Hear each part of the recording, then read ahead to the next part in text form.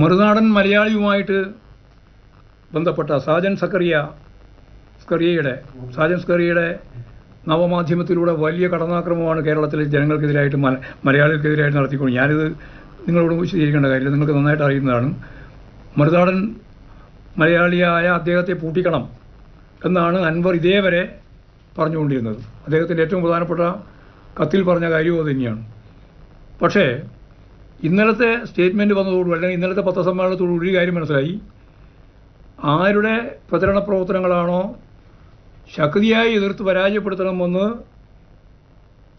അൻവർ പറഞ്ഞത്, അതേ മറുനാടൻ മലയാളി ചാനലിൻ്റെ ആരോപണങ്ങളാണ് ADGPയുടെ പ്രശ്നം ഉൾപ്പെടെയുള്ള കാര്യങ്ങളിൽ ഇപ്പോൾ യഥാർത്ഥത്തിൽ അൻവർ പറഞ്ഞുകൊണ്ടിരിക്കുന്നത് എന്നത് വിരോധാഭാസമാണെങ്കിലും സംഭവിച്ചത് അതാണ് നമ്മുടെ മുമ്പിലുള്ള സത്യം.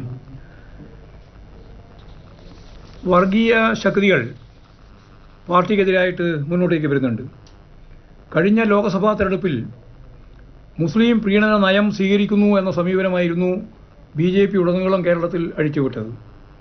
എന്ന് പറഞ്ഞാൽ ന്യൂനപക്ഷ വിരുദ്ധമായ നിലപാട് സ്വീകരിക്കുന്ന RSSൻ്റെ ഏറ്റവും പ്രധാനപ്പെട്ട പ്രചരണം CPIM ന്യൂനപക്ഷ പ്രീണന നിലപാട് സ്വീകരിക്കുന്നു എന്നാണ്. ഞങ്ങളൊരു കാര്യം അന്നും ഇന്നും പറഞ്ഞിട്ടുണ്ട്, ന്യൂനപക്ഷങ്ങളെ സംരക്ഷിക്കുക എന്നുള്ളത് ലോകത്തെവിടെയുള്ള കമ്മ്യൂണിസ്റ്റുകാരൻ്റെ ഏറ്റവും പ്രധാനപ്പെട്ട ലക്ഷ്യമാണ് ന്യൂനപക്ഷ സംരക്ഷണം എന്നുള്ളത്. എന്നാൽ അത് ന്യൂനപക്ഷ പ്രീണനം എന്ന് അവതരിപ്പിക്കുന്നത് വർഗീയമാണ്. ഇതേപോലെ തന്നെ വേറൊരു ഭാഗം കേരളത്തിൽ ഇപ്പോഴും കൈകാര്യം ചെയ്യപ്പെടുന്നുണ്ട്. അത് ഹിന്ദുത്വവുമായി സന്ധി ചെയ്യുന്നു എന്നുള്ള പ്രചരണമാണ്.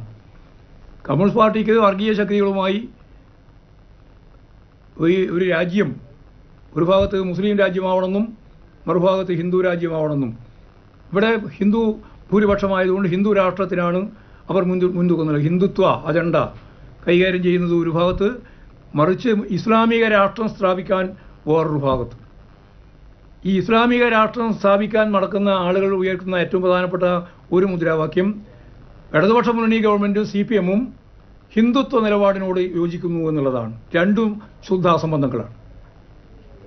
ഒന്ന്, ഹിന്ദു വർഗീയവാദികൾ ഉയർത്തുന്ന ന്യൂനപക്ഷ പ്രീണനം എന്നത് അസംബന്ധം.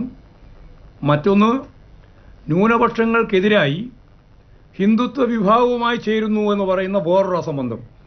ഈ രണ്ട് അസംബന്ധവും ഫലപ്രദമായിട്ട് പ്രതിരോധിക്കപ്പെടേണ്ടുന്ന കാര്യമാണ്. രണ്ടും ഇപ്പോഴത്തെ അവസാന പത്രസമ്മേളനത്തിൻ്റെ ഭാഗമായിട്ട് അൻവറിൻ്റെ ഭാഗമായിട്ട് പോകുന്നു. അതിൽ ഊന്നൽ കൊടുത്തിട്ടുള്ളത് ഈ പറഞ്ഞതാണ്, ഹിന്ദുത്വ ശക്തികളുമായി ന്യൂനപക്ഷ വിഭാഗങ്ങൾക്കെതിരായിട്ടുള്ള കടന്നാക്രമണത്തിൻ്റെ രീതിയിൽ വരുന്നു എന്നുള്ളതാണ്. അപ്പോൾ ഇതും ഞാൻ നേരത്തെ പറഞ്ഞതുപോലെ ശക്തിയായിട്ട് എതിർക്കപ്പെടേണ്ടുന്ന കാര്യമാണെന്ന കാര്യത്തിൽ, രണ്ടും എതിർക്കപ്പെടേണ്ടതാണെന്ന കാര്യത്തിൽ ഞങ്ങൾക്ക് യാതൊരു സംശയമില്ല. അൻവറിൻ്റെ പരാതിയിൽ ശരിയായ നടപടി സ്വീകരിച്ച് മുന്നോട്ടേക്ക് പോകുന്ന ഘട്ടത്തിൽ പാർട്ടിക്കും സർക്കാരിനുമെതിരെ വലതുപക്ഷ മാധ്യമങ്ങൾ നടത്തുന്ന പ്രചരണങ്ങൾ ഏറ്റുപിടിച്ച് മുന്നോട്ട് വന്നത് തെറ്റിതിരുത്തി കൂടെ നിർത്താനുള്ള സമീപനത്തിന്, പാർട്ടി സ്വീകരിച്ച സമീപനത്തിന് അംഗീകാരം നൽകുന്നില്ല എന്നുള്ള കൃത്യമായ മറുപടി തന്നെയാണ്. എന്നാൽ അത് മനസ്സിലാക്കാനോ തെറ്റിതിരുത്തി മുന്നോട്ടേക്ക് പോകാനോ തയ്യാറാവാതെ താൻ സ്വയം ഒരു സ്വതന്ത്രനായി നിയമസഭയിൽ നിൽക്കുന്ന ഒരു നില ഞാൻ പ്രഖ്യാപിക്കുന്നു എന്ന് പറഞ്ഞാൽ അദ്ദേഹം തന്നെ പ്രഖ്യാപിക്കുന്ന ഒരു സാഹചര്യത്തിലാണ് പാർട്ടി ഈ നിലപാട് സ്വീകരിച്ച് മുമ്പോട്ടേക്ക് പോകുന്നത്. പാർലമെൻ്ററി പാർട്ടി അംഗത്വത്തിൽ നിന്നുള്ള സ്ഥാനം സ്വയം വലിച്ചെറിയുന്ന രീതിയാണ് അൻവർ സ്വീകരിച്ചത്. അതും രണ്ടാമത്തെ പ്രധാനപ്പെട്ട കാര്യമാണ്. ഇതോടെ അൻവറിൻ്റെ പാർട്ടിയുമായുള്ള എല്ലാ ബന്ധങ്ങളും ഇതോടെ അവസാനിക്കുകയാണ്.